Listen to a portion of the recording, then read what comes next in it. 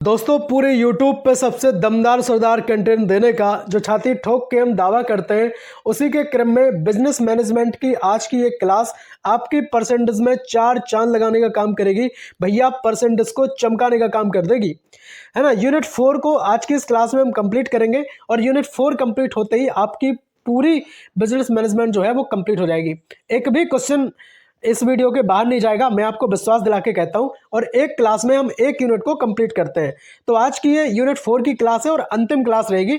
इससे पहले की क्लासेस में हम आपको यूनिट 1, 2, 3 सब कुछ कंप्लीट करा चुके हैं और लास्ट में हम आपको एक मैराथन और देंगे, उसको देख के चले जाना। अगर कोई आपका बाल बांका कर जाए तो भाई साहब नीचे कमेंट कर देना, मैं चैनल बंद कर दूंगा। ये विश्वास आपको दिलाता हूं। एक और विश्वास के साथ हम इस वीडियो को आगे बढ़ाएंगे। आपको बताना चाहेंगे एमसीक्यू क्वेश्चन के साथ इस वीडियो को हम कंप्लीट करेंगे और बेहतरीन क्वालिटी एक्सप्लेनेशन के साथ वीडियो में हम जान डाल देंगे। भैया विश्वास रखना अपने इस भाई पर। भाई साहब जिस विश्वास से आप हमारी ये क्लास देखेंगे, हम दावा करते हैं कि आपके विश्वास पे खरे उतरेंगे। भाई साहब डिगने नहीं देंगे आपके विश्वास को, और आप ये नहीं सोच पाएंगे बाद में कि आपने जो टाइम दिया आपका टाइम बर्बाद हो गया। विश्वास रखना अपने इस भाई पर। चलेंगे और एक और बात बताना चाहेंगे, ये वीडियो जो है वो सभी यूनिवर्सिटी के लिए इंपोर्टेंट रोल प्ले करेगी, चाहे आप सेकंड सेमेस्टर में हो, फर्स्ट सेमेस्टर में हो, बस आपका विषय होना चाहिए बिजनेस मैनेजमेंट। चलेंगे तो आप क्लास को स्टार्ट कर रहे हैं और क्लास को देखने के बाद आप बताना कि पूरी यूट्यूब पे सबसे दमदार क्लास है या नहीं है। बात करेंगे पहले एमसीक्यू की। कंट्रोलिंग का सही अर्थ क्या होता है आपको बताना है। पहले कंट्रोलिंग के बारे में भैया 1 से 2 बातें जान लो। पहली बात तो ये कि कंट्रोलिंग जो की जाती है वो की जाती है भैया जो काम है उसकी जांच के लिए, है ना। यानी कि किसी भी बिजनेस में, किसी भी संगठन, ऑर्गेनाइजेशन में जो काम चल रहा है भाई साहब उसकी प्रॉपर्ली जांच के लिए कंट्रोलिंग की जाती है, पहली चीज। अच्छा दूसरी चीज क्या है, तो भैया दूसरी चीज ये है कि जो उसमें काम है भाई साहब, अगर उस काम में कोई प्रॉब्लम पाई गई तो टाइम रहते उस काम में इंप्रूवमेंट कर देना, ठीक है। तीसरी बात और जान लो कि जब हम जांच करते हैं तो किससे करेंगे, तो भाई साहब मैनेजमेंट की जो प्रोसेस होती है ना, उसमें हम क्या करते हैं, हाइपोथेटिकल गोल सेट करते हैं ना। तो जब गोल सेट करते हैं तो उसमें कंट्रोलिंग के साथ कुछ मानक हम तय करते हैं। हम बनाते हैं कि भैया जैसे एक मंथली एक दुकान है और उस दुकान का हम मंथली टर्नओवर अगर हम सेट कर रहे हैं तो हमने सोचा कि 1 महीने में 5 लाख रुपए निकलने चाहिए। अगर 5 लाख से कम निकलने वाली गुंजाइश बन रही है, 5 लाख से कम निकलने वाली चीजें बन रही है, तो टाइम रहते उस चीज में अपडेट कर देना, ठीक है। बहुत बढ़िया, बहुत बेहतरीन। तो कंट्रोलिंग की अगर सही अर्थ की बात कर लें तो ऑप्शन 20 क्वेश्चन का राइट आंसर होगा कि कार्यों की निगरानी करना और टाइम रहते उनका सुधार करना। बहुत बढ़िया, बहुत बेहतरीन। अब यहाँ पे एक बात सुन लो, देखिए 3 से 4 लाइन के साथ हम पूरे कंट्रोलिंग प्रोसेस को हम कंप्लीट करेंगे। यहाँ पे सुनिएगा, देखिए कंट्रोलिंग में कार्य की जांच की जाती है, पहली चीज हो गई, और टाइम रहते उनका सुधार किया जाता है, ठीक है। दूसरा है कि तय मानकों से वास्तविक कार्य की तुलना की जाती है। जो हमने मैनेजमेंट, अच्छा पहले मैनेजमेंट की जो हम बात बता रहे थे उसको हम जरा कंप्लीट कर रहे हैं। देखिए मैनेजमेंट प्रोसेस जो होती है यूनिट 1 में हमने आपको ये चीज सब कंप्लीट करा दी है।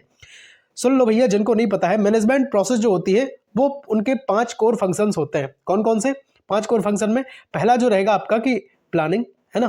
क्या होता है कि पहले योजना बनाई जाती है, प्लान बनाया जाता है। दूसरा होता है ऑर्गेनाइजिंग, क्या होता है ऑर्गेनाइजिंग। और तीसरे की अगर हम बात कर लें, तीसरा होता है भैया आपका स्टाफिंग, क्या होता है स्टाफ वहां पे रखा जाता है, स्टाफिंग होती है। और चौथा आपका होता है लीडिंग, है ना। क्या होता है लीडिंग, लीडिंग इसी को कहते हैं कि डायरेक्टिंग, लीड करना या फिर डायरेक्ट करना। और पांचवा जो होता है 5 नंबर का आपका, वो होता है लास्ट का कंट्रोलिंग। क्या होता है कंट्रोलिंग, यहाँ पे होती है। कंट्रोलिंग से क्या होता है कि भैया जो काम हमने किया है उसकी प्रॉपर निगरानी करें और जहां पे जरूरत पड़े उसमें हम सुधार करें। तो ये जो 5 कोर प्रोसेस होती हैं आपको आनी चाहिए, क्योंकि आप बिजनेस मैनेजमेंट सब्जेक्ट को आप कंप्लीट कर रहे हैं। अगर आपको इतना नहीं पता है तो फिर दिक्कत हो जाएगी। इसलिए यूनिट 1, 2, 3 सबको देख लें, एक क्लास में हम एक यूनिट कंप्लीट करते हैं भैया, है ना। तो 4 आपकी टोटल यूनिट है, 4 क्लास में टोटल कंप्लीट हो जाएंगे। परेशान होने की जरूरत नहीं है, प्लेलिस्ट विजिट कर लें। सुनिएगा आप, देखिए कंट्रोलिंग में क्या है, कार्यों की जांच की जाती है, तय मानकों से वास्तविक कार्य की तुलना करना, और यहाँ पे डेविएशन देखा जाता है। डेविएशन कैसा, कि जो हमने मंथ में हमने मान लो एक टारगेट फिक्स किया था कि भैया 1 महीने में जो हमारी दुकान है ना, कोई भी ऑर्गेनाइजेशन है, उसका 5 लाख का टर्नओवर होगा, लेकिन भैया उसका जो टर्नओवर होता है वो होता है भैया 2 लाख का। तो अब जो बीच में डेविएशन आ रहा है उस डेविएशन को हम यहाँ पे निकालते हैं। तो सुधारात्मक काम वहां पे किया जाता है कि भैया कहाँ दिक्कत बनी है, तो जो स्ट्रेटजी प्रॉपर हो सकती है उस स्ट्रेटजी को वहां पे डाल देना और अपना जो टारगेट है उसको अचीव करने में पूरी जान लगा देना, पूरी क्षमता लगा देना मेरे भाई, है ना। एग्जाम्पल के साथ हम चीज़ों को कवर करेंगे कि टारगेट से कम सेल्स होने पर स्ट्रेटजी को बदल देना। तो पहले क्वेश्चन को कंप्लीट करने में भाई साहब टाइम थोड़ा सा लग गया है, लेकिन जब बात कर रहे हैं पूरी यूट्यूब पे दमदार कंटेंट की तो भाई साहब समझाना भी पड़ेगा ना, और एक क्लास में 1 यूनिट कंप्लीट भी करनी है। तो जब कंप्लीट करनी है तो अच्छे से कंप्लीट करेंगे ना, बहुत ज़्यादा लंबी क्लास फिर भी नहीं होगी, है ना। बस पेशेंस बना के रखना, समझिएगा, ठीक है। पूरा फोकस लगाओ यहाँ पे। कंट्रोलिंग प्रोसेस का पहला चरण कौन सा होता है, सुनिए। कंट्रोलिंग प्रोसेस का जो पहला चरण होता है भाई साहब वो होता है मानक का निर्धारण करना, है ना। अच्छा, मानक का निर्धारण क्यों होता है पहला चरण, पहला स्टेप इसलिए होता है मानकों का निर्धारण क्योंकि भैया उसी से तो हम कंपेयर करते हैं, उसी से कंपेयर करके हम देखते हैं कि जो हमारा बीच में डेविएशन कितना आ रहा है, हाई जा रहा है या फिर लो आ रहा है, ठीक है। मानक कैसे, मैं आपको बता चुका हूं पहले क्वेश्चन में कि जब हम मैनेजमेंट प्रोसेस बनाते हैं पूरी, तो उस टाइम हम ये चीज सेट करके रखते हैं माइंड में अपने कि जो हमारा टर्नओवर है वो इतना होगा। जैसे मैंने एग्जांपल दिया था कि 5 लाख का होगा, ठीक है। बहुत बढ़िया, बहुत बेहतरीन। तो मानक का निर्धारण करना जो है कंट्रोलिंग प्रोसेस का पहला स्टेप होता है, पहला चरण होता है मेरे भाई। बहुत बढ़िया, बहुत बेहतरीन। अब जरा 3 से 4 लाइन की एक्सप्लेनेशन के साथ इस चीज को हम कंप्लीट करेंगे। सुन, पहले की बात करेंगे कि पहले लक्ष्य जो है, पहले जो मानक है वो तय किए जाते हैं। दूसरा रहेगा कि बिना मानक कंट्रोल संभव नहीं है। कंट्रोलिंग अगर आप बिना मानक के कर रहे हैं तो पॉसिबल ही नहीं है। क्यों नहीं है, क्योंकि देखो हम रिजल्ट पे बात अगर कर रहे हैं तो हमें कहीं ना कहीं डेविएशन पता करना होगा कि बीच में जो अंतर है वो कितना आ रहा है। तीसरे की बात करेंगे, आगे की जांच जो है वो इसी पर आधारित होती है। क्यों होती है आधारित, क्योंकि हम देखते हैं कि अगर 5 लाख का हमने टारगेट जो है वो फिक्स किया था और हमारा जो टारगेट बना है वो बना है 3 लाख का, तो अंतर जो बीच में आ रहा है वो 2 लाख का अंतर आ रहा है। अगर 2 लाख का अंतर आ रहा है तो पूरी जांच जो है वो यहाँ पर डिपेंड करेगी क्योंकि हम इस 3 लाख को किस तरह से हम 5 के प्लस लेके जाएं, है ना। 5 तो एटलीस्ट आना ही चाहिए। नेक्स्ट की बात करेंगे, जो कंट्रोलिंग है भाई साहब वो नींव होती है मैनेजमेंट प्रोसेस की। इस चीज को भी आपको याद रखना पड़ेगा।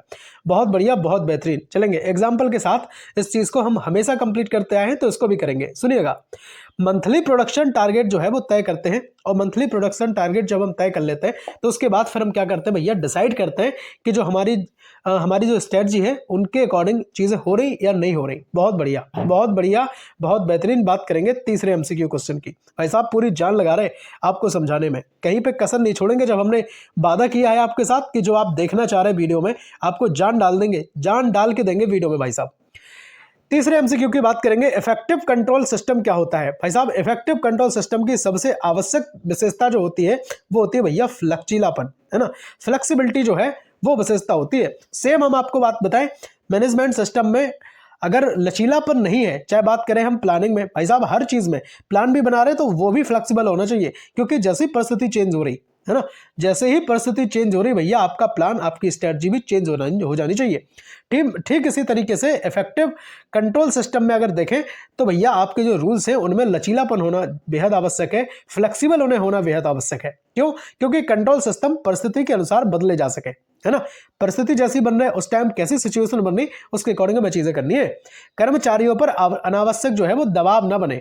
ऐसा नहीं कि प्रेशर में आप अपने एम्प्लॉइज को ले रहे हैं। अब बताओ प्रेशर में जब चीजें रहेंगी तो फिर नहीं हो पाएगा। शायद मैंने ये बात आपको यूनिट 2 में आपको समझाइए, बहुत अच्छे तरीके से समझाइए।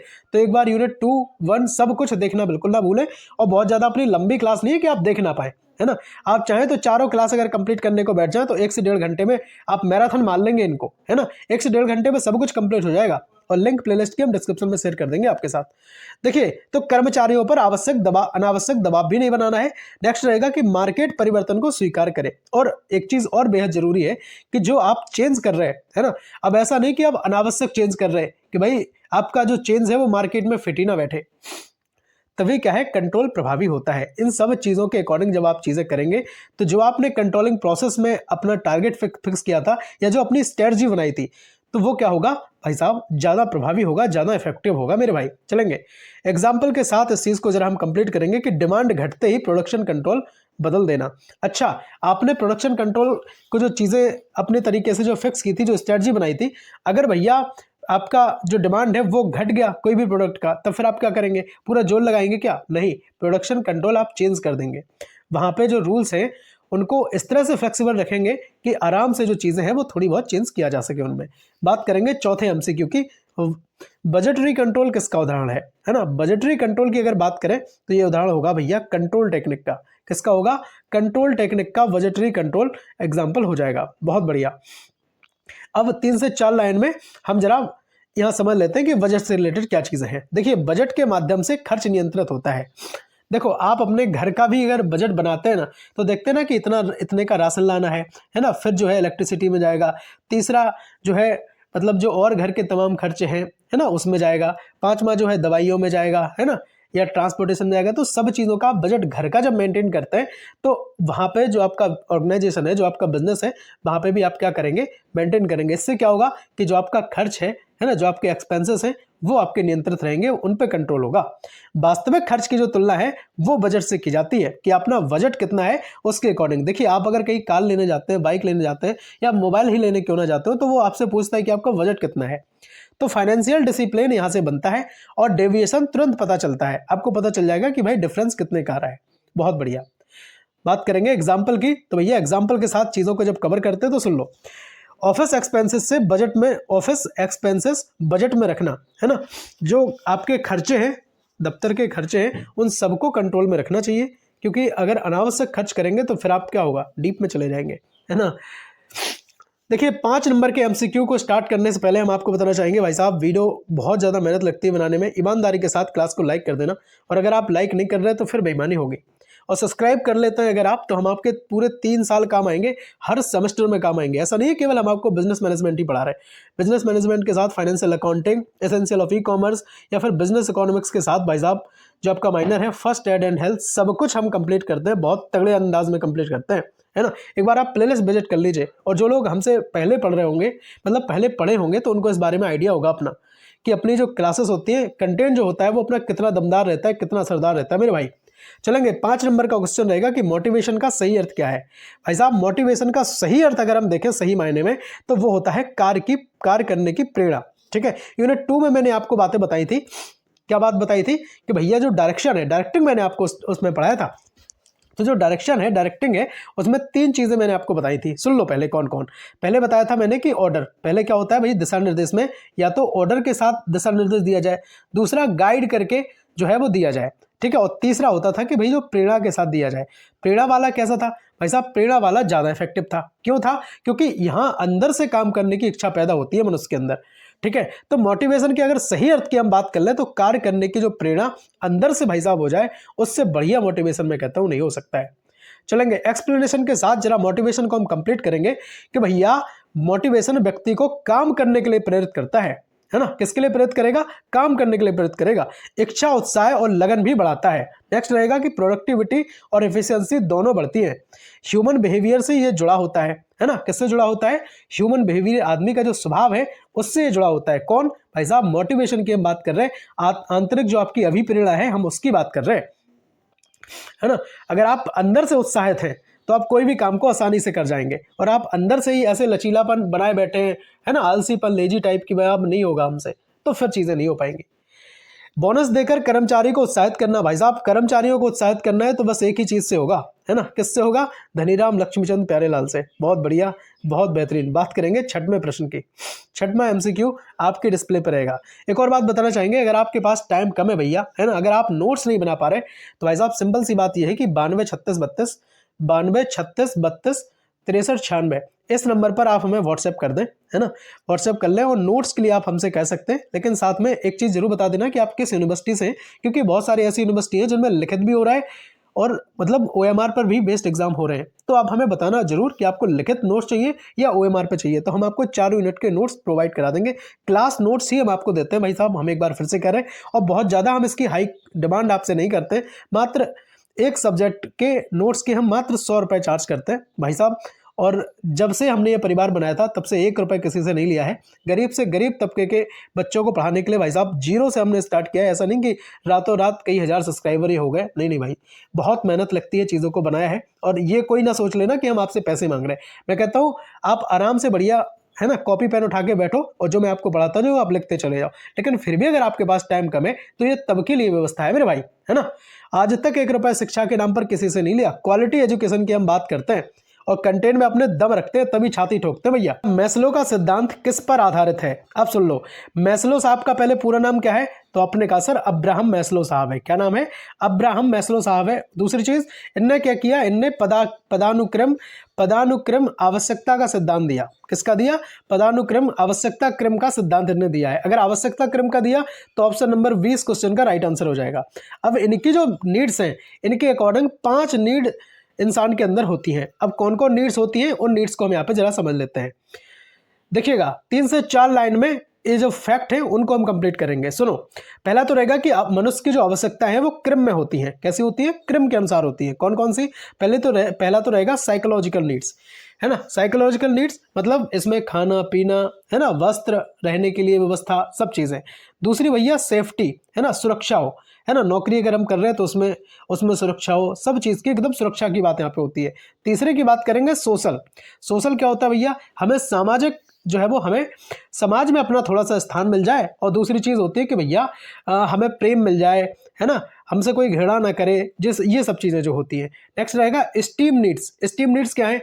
स्टीम नीड होती है कि सम्मान की आवश्यकता, इन्हें लगता है कि भाई हमारा सम्मान होना चाहिए। लास्ट है आपकी सेल्फ एक्चुअलाइजेशन, यानी कि आत्म साक्षात्कार की अवस्था। ये क्या है? आत्म साक्षात्कार यानी कि मनुष्य के अंदर आत्म साक्षात्कार हो जाना कि मैं कौन हूँ, क्या हूँ, है ना, मैं भी कुछ हूँ। इस तरह से जो भाव व्यक्ति के अंदर आते हैं। अब सुन लो एक बात, जो फिजिकल नीड, सुरक्षा, सोशल, ये सब क्या है? ये सब जो होते हैं वो कहीं ना कहीं डिफिशियंसी नीड है, कमी की आवश्यकता है।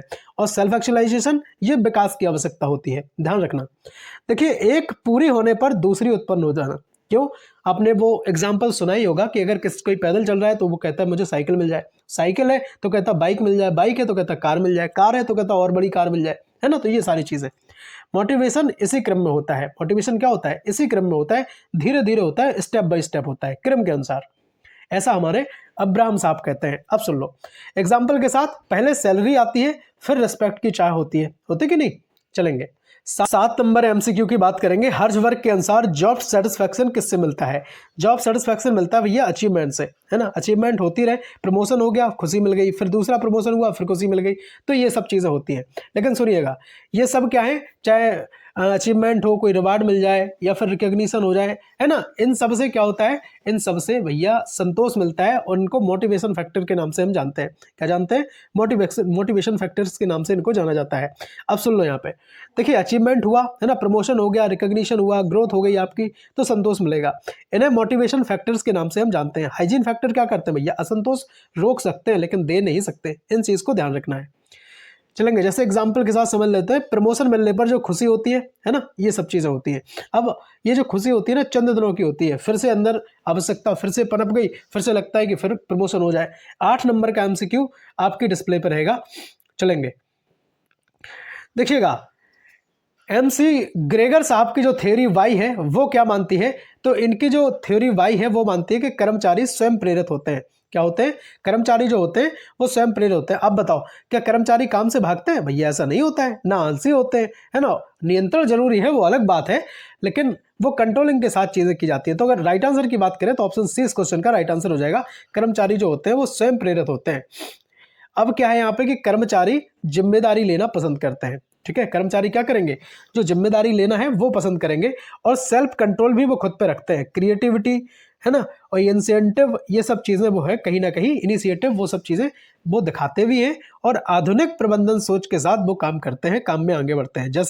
जैसे आईटी कंपनी है, ठीक है, आईटी कंपनी की जो टीम है वो क्रिएटिव होती है ना, क्रिएटिव माइंड रखती है, नई नई चीज़ें करने में वो लोग विश्वास भी रखते हैं।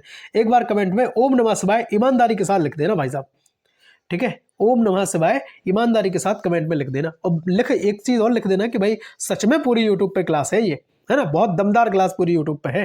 बात करेंगे 9 नंबर एमसीक्यू की। ऑची की जो थ्योरी जेड है वो किस पर आधारित है? भाई साहब, ऑची साहब की अगर थ्योरी जेड की हम बात करें तो ये जापानीज कल्चर पर आधारित है। किस पर आधारित है? जापानीज कल्चर पर। अब 3 से 4 लाइन में हम फैक्ट पूरा कंप्लीट कर रहे हैं यहाँ पे, सुन लो। देखिए, लॉन्ग टर्म एम्प्लॉयमेंट पर यहाँ पे जोर दिया जाता है, ग्रुप डिसीजन मेकिंग यहाँ पे होती है, लॉयल्टी और ट्रस्ट यहाँ पे बिल्ड होता है। लास्ट की बात करेंगे, जो मैनेजमेंट होता है वो एम्प्लॉय ओरिएंटेड होता है, इस चीज़ को भी आपको याद रखना है। चलेंगे एग्जाम्पल के साथ जरा हम इसको कवर कर रहे हैं कि जापानीज कंपनीज जो होती है उनमें टीम सिस्टम होता है। क्या होता है? टीम सिस्टम होता है, ताकि वो टीम पे अपनी ज़्यादा फोकस करें। बहुत बढ़िया, बहुत बेहतरीन। 10 नंबर का प्रश्न आपके डिस्प्ले पर रहेगा। प्रमोशन किस प्रकार का इंसेंटिव है? जो प्रमोशन है वो किस प्रकार का इंसेंटिव है? तो ये नॉन फाइनेंशियल है। कैसा है भाई साहब? नॉन फाइनेंशियल हो जाएगा। किस तरह से हो जाएगा? देखिए प्रमोशन सम्मान और स्टेटस देता है। प्रमोशन क्या देता है? सम्मान देता है और स्टेटस देता है। देखिए जिम्मेदारी भाई साहब यहाँ पे बढ़ती है, ध्यान रखना। लॉन्ग टर्म मोटिवेशन ये देता है। पैसा ना होकर भी प्रभावी होता है ना। अगर मान लिया पैसा अगर कम मिला है प्रमोशन में, लेकिन फिर भी ये प्रभावी होगा, क्योंकि आपको अंदर से सेटिस्फैक्शन देगा, अंदर से आपको मोटिवेट करता रहेगा। सीनियर पोस्ट मिल जाना ये अपने आप में एक अचीवमेंट होती है भाई साहब। जहां आप काम करते हैं वहां अगर आप सीनियर हैं तो ये अपने आप में अचीवमेंट रहेगी। चलेंगे 11 नंबर का प्रश्न आपके डिस्प्ले पे। लीडरशिप का सही अर्थ क्या होता है? लीडरशिप का सही अर्थ होता है भाई साहब, आदेश देना तो बिल्कुल नहीं होता है ना। नियंत्रण करना, अब बहुत ज़्यादा नियंत्रण करेंगे तो फिर दिक्कत होगी। दंड देना भी नहीं है, तो फिर क्या होगा? लोगों को प्रभावित करना। लीडरशिप का सही अर्थ होता है कि आप अपने व्यक्तित्व से, अपनी कार्यकुशलता से लोगों को प्रभावित कर पाते हैं। एक्सप्लेनेशन के साथ समझ लो कि लीडरशिप प्रभाव डालने की एक क्षमता होती है। फॉलोअर्स को लक्ष्य की ओर ले जाना, है ना।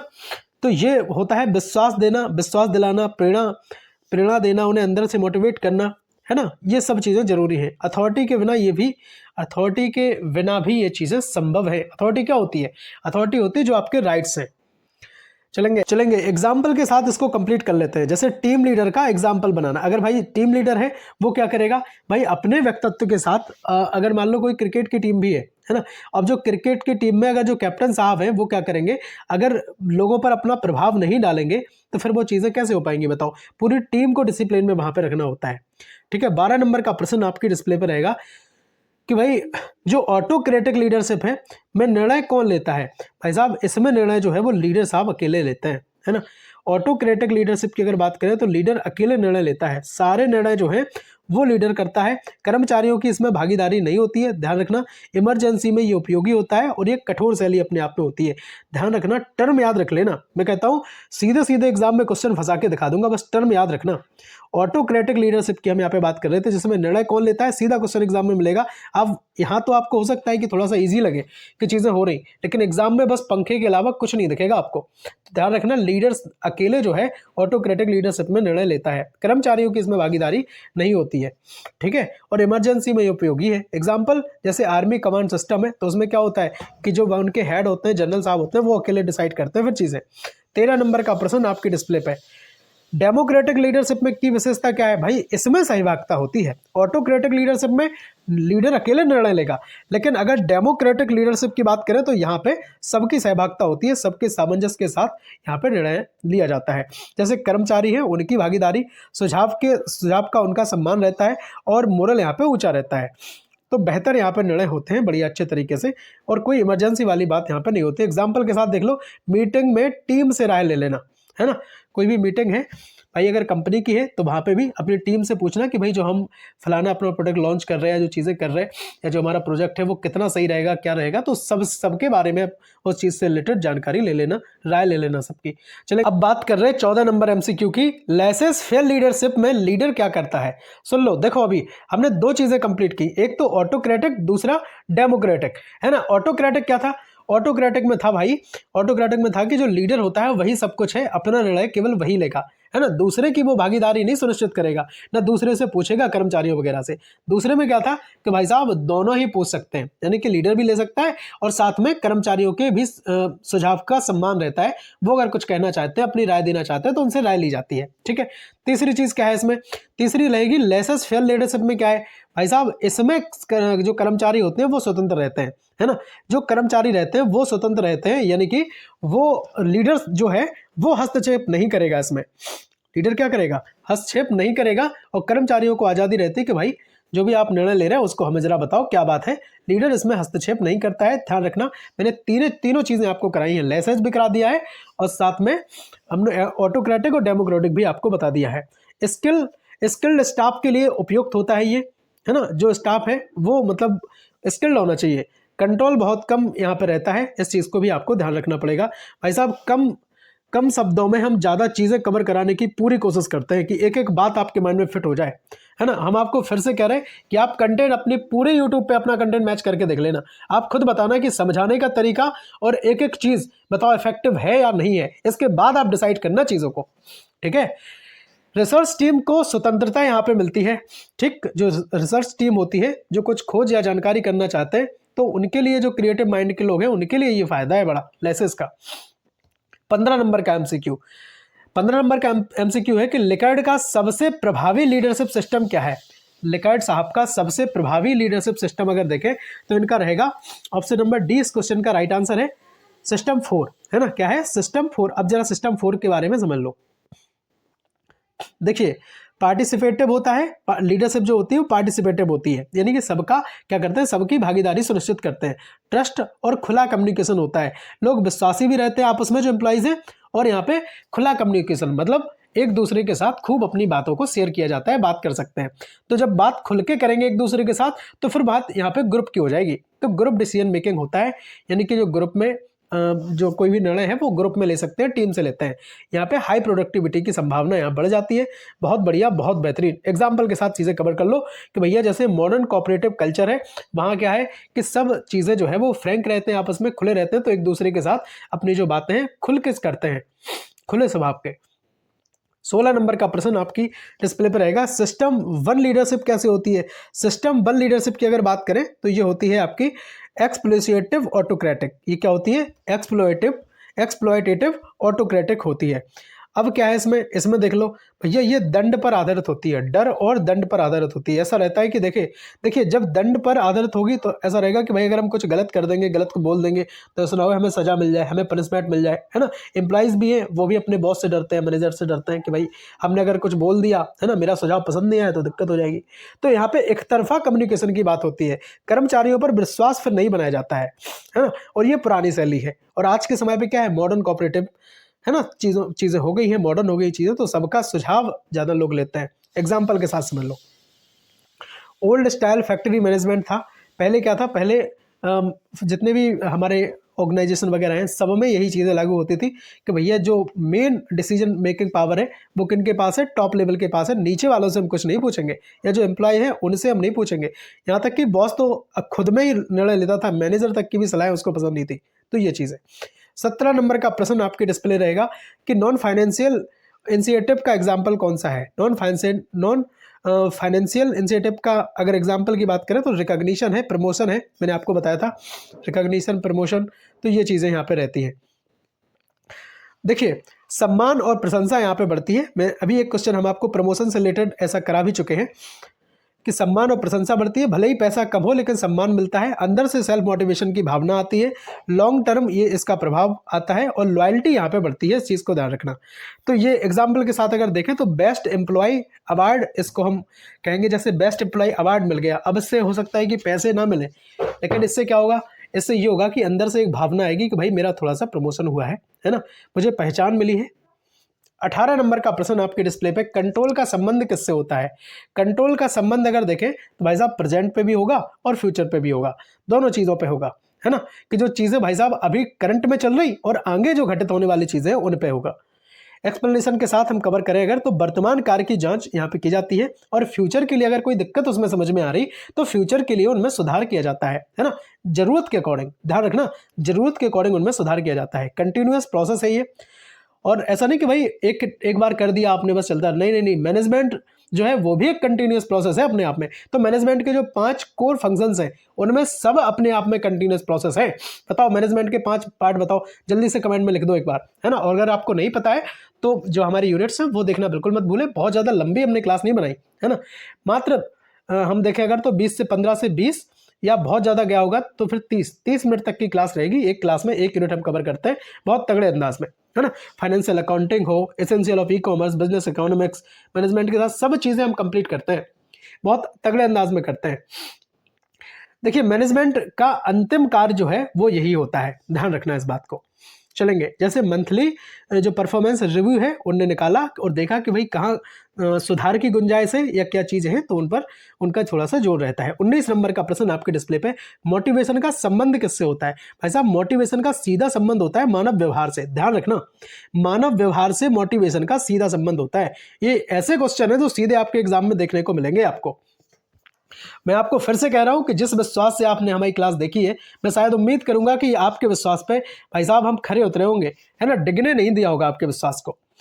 एक्सप्लेनेशन के साथ समझ लो कि मोटिवेशन मनुष्य की भावनाओं से जुड़ा होता है, इच्छा और जरूरतों पर यह आधारित भी होता है।